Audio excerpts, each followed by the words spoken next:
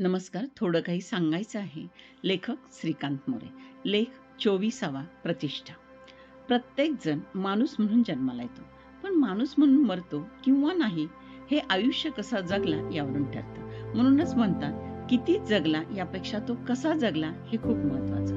माणसानं सत्ता आली म्हणून वाचू नये. संपत्ती आली म्हणून त्याचा गर्व करू नये. मनुष्य प्राणी बुद्धिमत्ता, सत्ता, संपत्ती यातून मोठेपणा प्राप्त करतो. प्रतिष्ठेसाठी रात्रंदिन कष्ट करतो. त्याला त्याचा अभिमान वाटतो. प्रतिष्ठेचा तो फार मोठा भक्त असतो.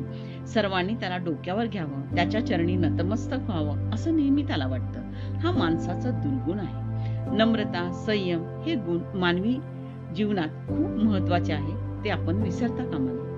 जगद्गुरु तुकोबांसारख्या संत श्रेष्ठ यांनी मानवाच्या या दांभिकतेवर फार मोठा हल्ला केला आहे. त्यांच्या गाथेतून तो केला आहे. ते म्हणतात, मातीचा पशुपती म्हणजे भगवान शंकर केला, त्यात मातीचा काय मोठेपणा. शिवपूजा तर त्या भगवान शंकरालाच पावते.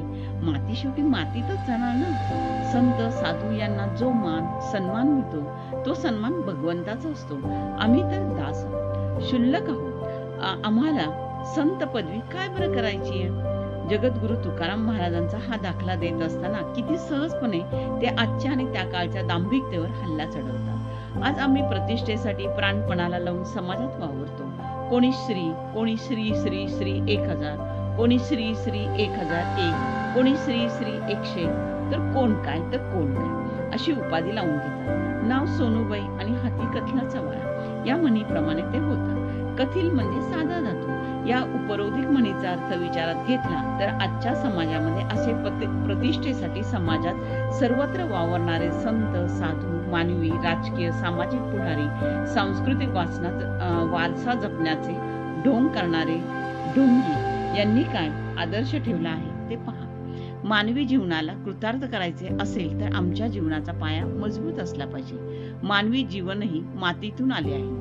भूतांचे हे शरीर असताना आमचा प्राण, आमचे चैतन्य किती प्रतिष्ठा, मला सत्ता संपत्ती मिळवली तरी मातीत शेवटी जायचं आहे. मग आम्हाला आपला स्वतःचा उद्धार करायचा असेल तर आमचा सामाजिक सांस्कृतिक पाया मजबूत केला पाहिजे. संतांनी अनेक दाखल्यांच्या द्वारे हे दाखवून दिले आहे की मानवी जीवनात मूल्यांना महत्व आहे. संत ज्ञानेश्वर म्हणतात, एक तरी ओवी अनुभव आहे. जीवनात कितीतरी प्रसंग आले तरी आपला तोल ढळता कामा नये.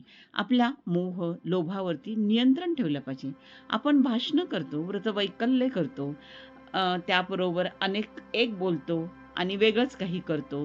यातून दैनंदिन जीवनात कसं वागायचं हे आपल्याला संतांनी सांगितलं आहे. बोला तैसा चाले त्याची वंदावी पावले.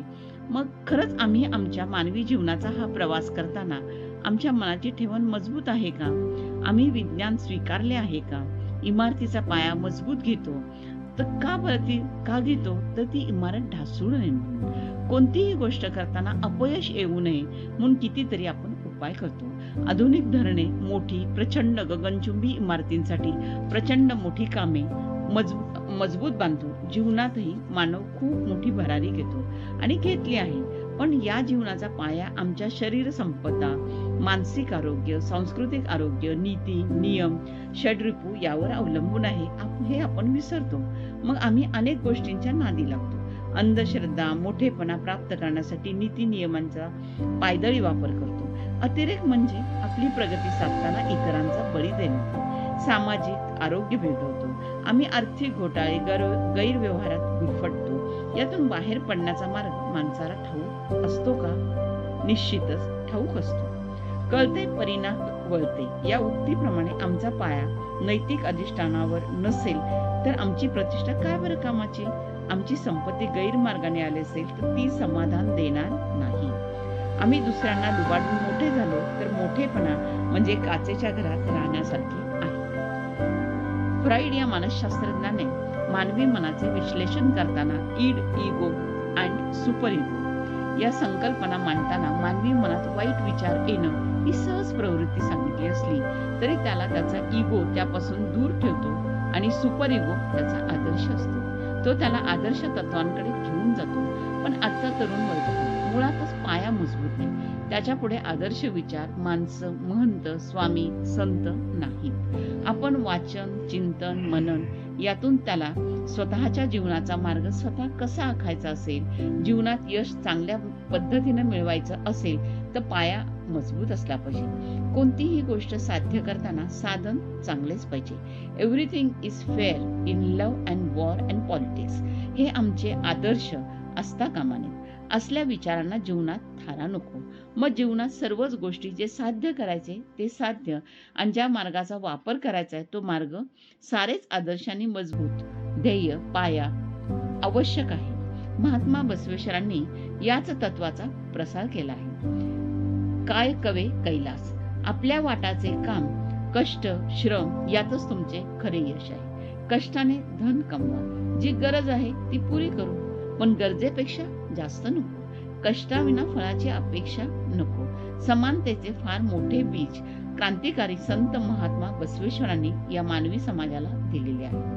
12व्या शतकात हे मानवाला दिलेले महान विचार आमच्या जीवनात वाटचालीत प्रवासात आमच्या विचारांचा पाया असला पाहिजे. मग मी म्हणतो की त्याप्रमाणे मानवी जीवनाचे सार त्याचा मार्ग आपोआप खऱ्या अर्थाने परिपूर्ण होतो. आज समाज जीवनात वावरताना आम्हाला प्रेरणा देणारे अनेक संत महात्मा साधू शास्त्रज्ञ साहित्यिक प्रत्येक क्षेत्रातील आदर्श तत्व आम्हाला उपलब्ध आहे. स्वामी विवेकानंदांनी अमेरिकेत जागतिक धर्म परिषद सांगितलं होतं, आमच्या हिंदू धर्माचं पुस्तक भगवद्गीता इतर धर्मग्रंथांचा पाया आहे, म्हणून त्या जगातील विश्वातील धर्म टिकून राहतील. मित्रांनो, आपणही आपला जीवन प्रवास मजबूत पाया घेऊन करूया. इमारत जेवढी उंच नेता येईल तेवढी उंच नेऊया. आपण जीवनात हेही लक्षात ठेवले पाहिजे की आदर्श वैश्विक सत्य असतात. विद्वानांना जगभर मान्यता असते. स्वतःला बदला म्हणजे सर्व काही योग्य तेच होईल. धन्यवाद. आपला परिवार मनोरमा परिवार. आपणास लेख आवडला असेल तर शेअर करा, सबस्क्राईब करा. थोडं काही सांगायचं आहे. या ललित लेखातील हा शेवटचा लेख होता. धन्यवाद.